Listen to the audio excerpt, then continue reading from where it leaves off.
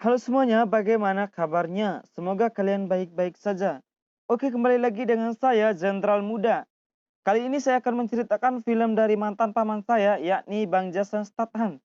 Dan disutradarai oleh kakek saya, Simon Wise. Film ini berjudul Wild Card, yang dirilis pada tahun 2015. Film ini menceritakan tentang seorang petarung tangguh yang bekerja sebagai bodyguard panggilan dan terobsesi untuk pergi ke Pulau Korsika. Oke, tanpa basa-basi lagi, langsung saja kita simak alur cerita filmnya.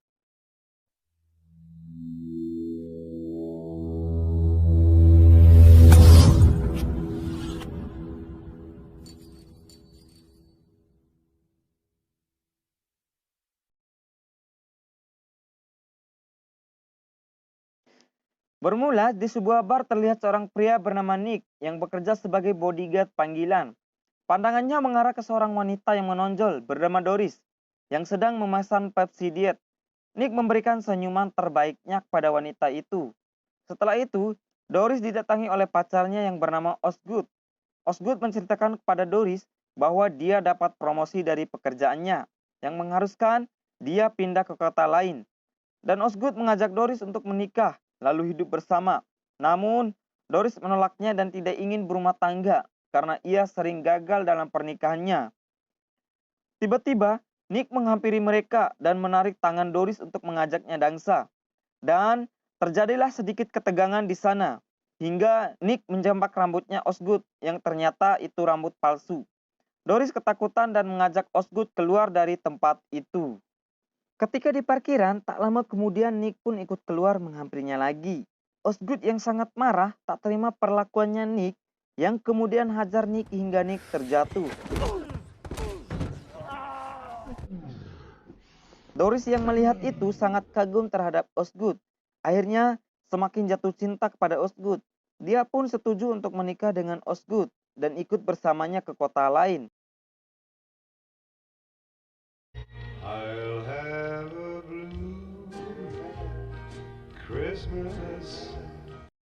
Di depan rumah sakit, ada seorang wanita yang dibuang begitu saja dengan keadaan sekarat. Kemudian, wanita itu ditemukan oleh perawat di sana dan membawanya ke ruang perawatan.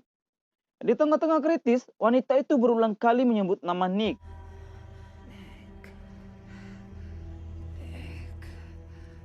Di sisi lain, di sebuah hotel, Nick terbangun dari tidurnya dan memulai aktivitasnya. Dan kemudian, Nick datang ke kantornya. Tak lama kemudian, datanglah seorang klien bernama Cyrus Kinnick. Cyrus mengaku sebagai penjudi kaya raya dan ingin menyewa Nick sebagai bodyguardnya. Awalnya, Nick ragu kepada Cyrus, namun karena Cyrus yang terus memaksa, akhirnya Nick menyetujuinya. Lalu, Cyrus memberikan alamatnya untuk bertemu di jam 7 pagi. Keesokan harinya, Nick mampir di sebuah warung langganannya dan ia bertemu dengan Osgood yang menghajarnya semalam. Yang ternyata Osgood adalah teman Nick yang menyuruh Nick berpura-pura agar Osgood mendapatkan perhatian dari Doris. Osgood juga memberikan imbalan $10.000 kepada Nick. Namun, Nick hanya mengambilnya sebagian karena mereka adalah seorang teman. Setelah berbincang dengan Osgood, Nick masuk ke dalam warung. Pelayan warung menyambut Nick dengan sangat akrab. Nick bercerita ke pelayan di sana bahwa ia bermimpi untuk hidup di Pulau Korsika yang berada di Prancis. Nick ingin hidup tenang di sana karena Nick sudah bosan dengan suasana kota Las Vegas. Dan untuk hidup tenang di sana, Nick membutuhkan uang $500.000 untuk bekal hidup selama 5 tahun. Sedangkan uang yang dimilikinya sangat jauh dari angka tersebut. Tak lama setelah itu, Nick mendapatkan pesan dari temannya yang bernama Holly. Nick diminta datang ke rumahnya. Setelah tiba di sana, ternyata Holly adalah wanita yang kemarin dibuang di depan rumah sakit. Holly menceritakan semuanya kepada Nick. Seperti biasanya, Holly melayani kliennya di hotel. Ketika Holly pulang, ia bertemu 3 orang laki-laki di dalam lift. 1 orang bertubuh pendek yang berlagak bos dan 2 orang lainnya bertubuh besar yang sepertinya 2 orang itu bodyguardnya. Holly diajak mereka masuk ke kamar pria tersebut. Setelah itu, Holly dipaksa untuk melakukan nafsu bejatnya. Kemudian, Holly dihajar oleh kedua bodyguardnya agar tidak dilaporkan ke siapapun.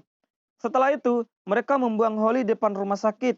Holly meminta Nick mencari tahu siapa ketiga orang tersebut dan ingin menuntutnya ke jalur hukum.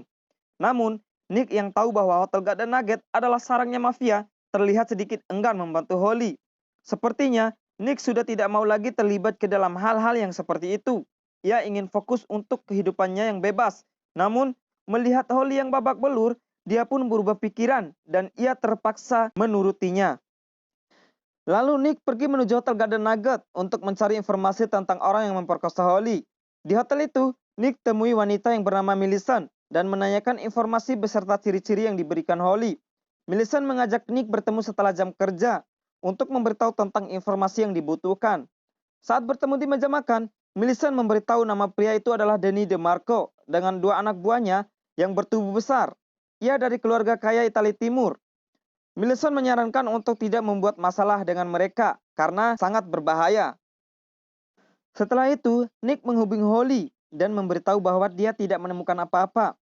Namun, Holly tidak percaya dan menganggap Nick pembohong. Holly tetap keras untuk menuntutnya karena perlakuan Denny kepadanya tidak bisa toleransi. Malam harinya, Nick menemui Cyrus dan mengajaknya keliling melihat pemandangan kota.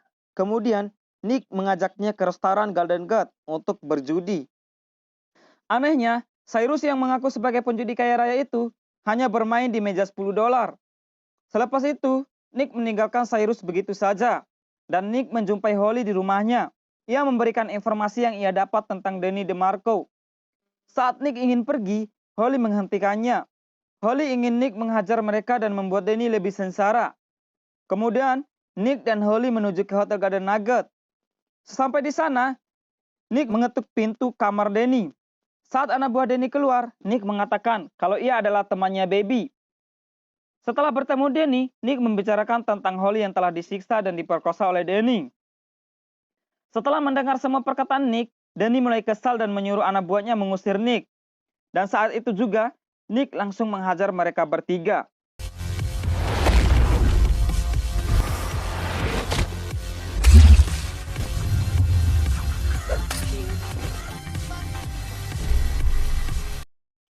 Ketika Denny sadar bahwa tangannya sudah terikat, kemudian Holly masuk dan menyiksa Denny. Holly mengambil gunting tanaman di dalam tasnya. Denny yang takut, ia menawarkan uang yang berada di dalam lacinya agar Holly memaafkannya. Holly mengambil uang itu dan memberikannya ke Nick. Namun, Holly tetap akan membalaskan dendamnya. Ia mencuil sedikit kemaluannya Denny sampai membuat si Denny meringis kesakitan. Dan dua bodyguardnya tidak bisa buat apa-apa. Setelah itu, mereka pergi meninggalkannya. Sampai di luar, mereka membagi uangnya. Holly mengambil keputusan bahwa ia harus pergi dari kota Las Vegas pada malam itu juga.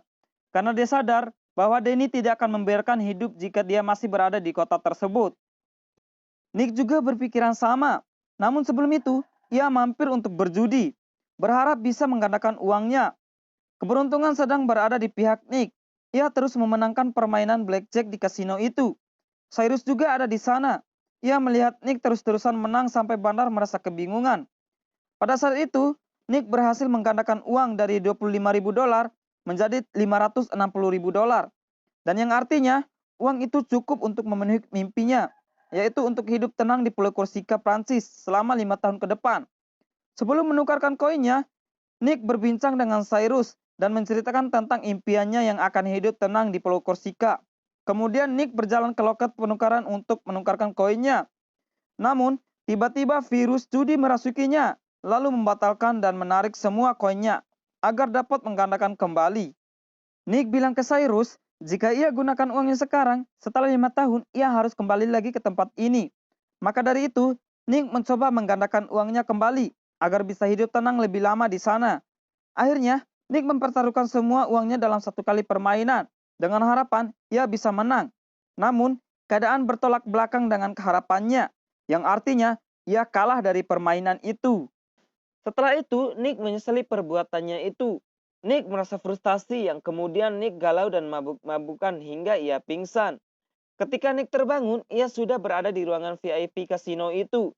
Cyrus bercerita tentang tujuannya datang ke kota ini. Yang ternyata, Cyrus bukanlah seorang penjudi melainkan seorang developer kaya di umurnya yang masih sangat muda itu. Cyrus datang ke kota itu untuk belajar arti keberanian karena Cyrus merasa dirinya seorang penakut. Dia mendatangi Nick untuk belajar menjadi seorang pemberani. Cyrus mengajak Nick berpetualang di berbagai kota dan negara dengan biaya ditanggung oleh Cyrus. Namun Nick menolaknya. Nick pun keluar dan duduk di kursi bar. Tak lama kemudian, datang suruhan Danny untuk menghajar Nick. Nick yang sedang kesal dan tak mau diganggu, ia menghajar mereka dengan sangat brutal. Kemudian, datanglah Pak Polisi untuk melerainya.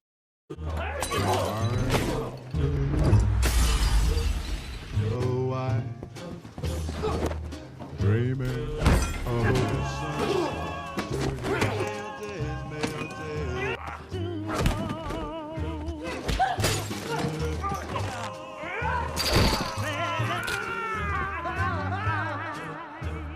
Keesokan harinya, Nick dibawa Baby ke suatu tempat.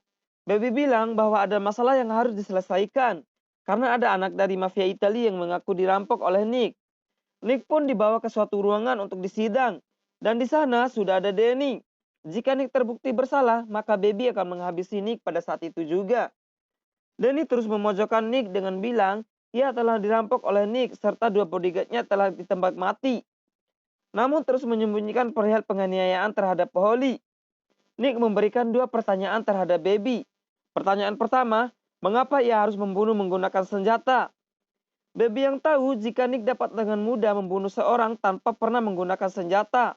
Bahkan ia bisa membunuh seorang dengan benda tumpul dari jarak 5 atau 15 meter. Yang kedua, Nick menyuruh Danny membuka celananya dan memperlihatkan kemaluannya yang terluka karena ulahnya sendiri. Namun, Danny menolaknya. Dan akhirnya Baby menyimpulkan bahwa orang yang telah merampok Danny bukanlah Nick. Danny yang merasa tidak terbantu dengan Baby, ia langsung pergi dan mengancam Nick akan mendatanginya nanti. Baby akhirnya mendapatkan penjelasan dari Nick bahwa kedua bodyguardnya telah ditembak mati oleh Danny sendiri karena telah dipermalukan oleh seorang wanita di hadapan bodyguardnya sendiri. Baby pun melepaskan Nick dengan berpesan hati-hatilah. Danny pasti akan menemui Nick kembali. Keesokan harinya, Nick kembali ke warung langganannya untuk sarapan. Dan Cyrus pun ada di sana. Karena ia tahu Nick pasti sarapan di sana. Cyrus berpamitan kepada Nick karena ia akan meninggalkan kota itu.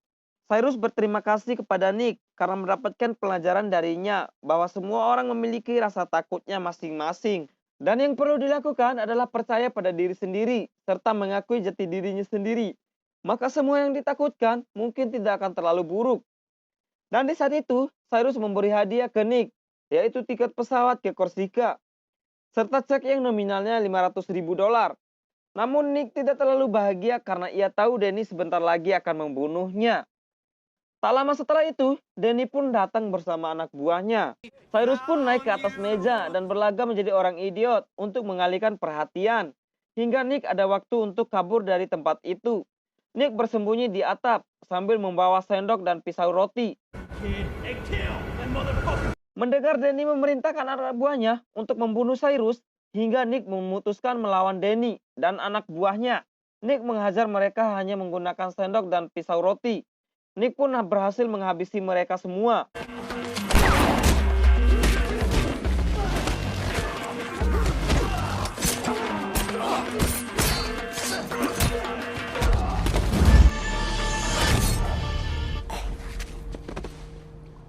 Setelah itu, Cyrus menghampiri Nick dan memaksa untuk menerima hadiah darinya.